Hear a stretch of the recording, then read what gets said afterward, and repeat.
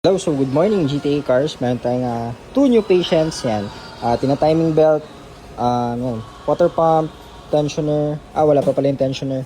Kakabit pa lang. So, tina-timing na dito. Patapos na rin, may iba pa tayong gagawin dito yung mga cooling system. Kasi ito is talagang nag-overheat. Ito pala nakalagay na yung bago. So, kakabit na lang yan. Pati yung radiator na bago, yung luma niya. So, syempre ito is 2011 ata or 2012. So, mga due for maintenance yan guys. Hindi siya necessarily sira. Kasama po yan, part yan ng heavy maintenance. Kasi kung isipin nyo, 10 years old na yung mga sasakyan. Ito nga more than Ilan na to? 2011. So, 14 years old. So, ito yung next natin. Same lang. Maintenance din. So, manipis na rin to yung mga drive belt. Yan. Medyo manipis na. So, ayun, check natin yung JO ko. Pero alam ko kasama din yung timing set na to.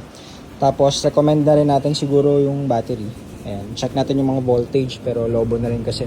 So, yan, mga lineup natin for today. Mayroon tayong mga walk-in clients din dun sa labas. Ayan ang ating pila. So, good morning, GTA Cars.